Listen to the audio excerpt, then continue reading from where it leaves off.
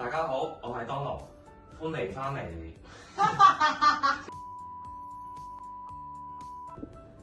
大家好，我係當勞。咁同大家都一段時間冇見啦。咁如果大家觀眾有留意開我哋 Facebook 嘅話咧，我哋前幾日咧係出咗個 post 嘅。咁其實我哋依家身處呢個單位咧，喺前幾日已經係拍攝咗個電視節目㗎啦。咁自己都好開心可以再同電視台合作啦。咁今年拍攝電視節目咧，比往年更加早去做咗呢個動作嘅。咁我自己希望公司喺嚟緊嘅日子咧，可以令到更加多人認識我哋啦。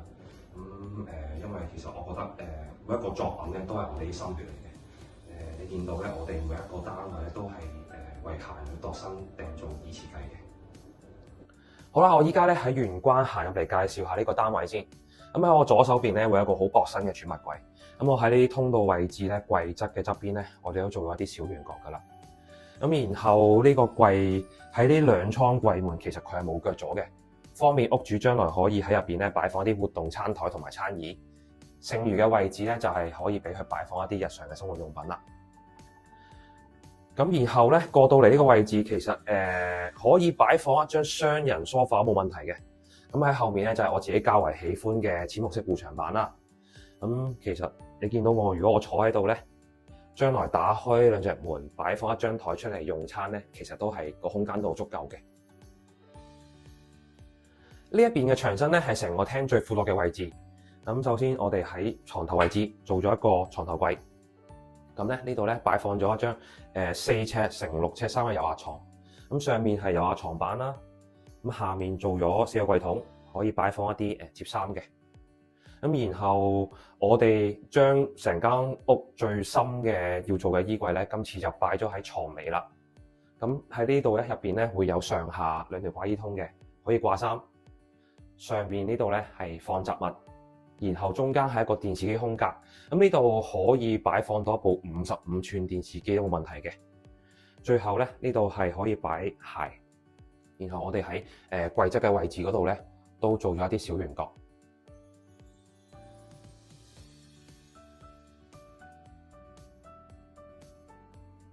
好啦，帶大家翻轉頭望一望個玄關位置啦。我哋咧喺呢度都係呼應翻客廳咧，用一個淺木色嘅護牆板，然後原有房柱嘅大門背面啦，同埋廚房門，我哋都翻咗白色噶啦。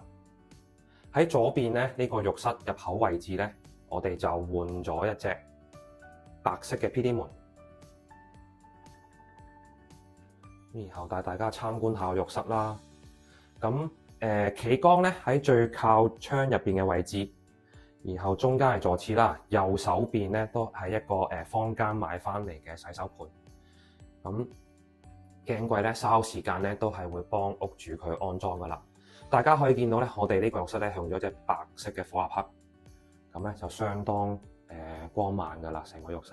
咁我哋亦都係見唔到舊有嘅瓷磚嘅罅隙啦。咁可以方便翻屋主日後可以打理浴室嘅。咁地台位置咧，我哋都係喺原先地台磚上面咧就再鋪多一浸上去噶啦。咁成個過程咧都係冇破壞到房署提供俾我哋嘅瓷磚飾面嘅。行入去廚房位置，喺我正面呢邊咧做一個吊櫃，然後中間係珐琅板啦。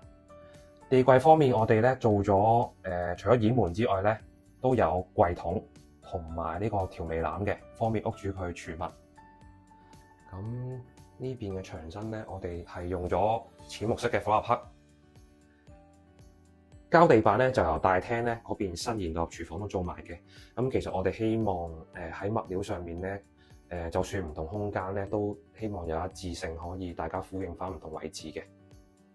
好啦，咁左邊呢度都係吊櫃、珐琅板，然後有一個備餐嘅台面，然後下面咧就有部洗衣機啦。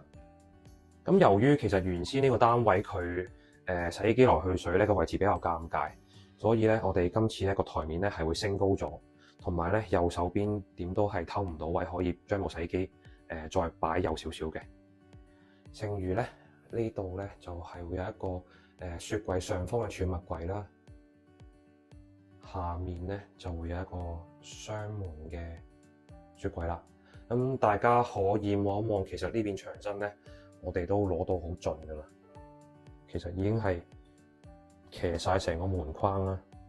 咁即係去到個廚房門鎖口片隔離。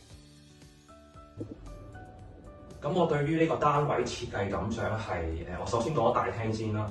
咁我哋喺適當嘅空間嗰度咧，都會做翻個基本儲物俾客人啦。咁僅餘嘅位置呢個大概有90平方尺左右呢個大廳入邊。咁我哋都係會做翻個客廳同埋飯廳俾客人嘅。咁呢度可以收埋張活動餐桌同餐椅啦。咁其實喺我哋個設計過程之中，我哋都係堅持翻我哋覺得客廳同埋飯廳咧，都係對於生活上咧係缺一不可嘅。咁然後就到浴室啦。咁今次呢個浴室咧係呈長方形嘅。咁大家見到洗手盆啦、坐廁同埋企缸位置咧都分離得好明顯嘅。咁用落咧都係相當實用啦。咁我今次想講多少少就係關於個火立體個方面啦。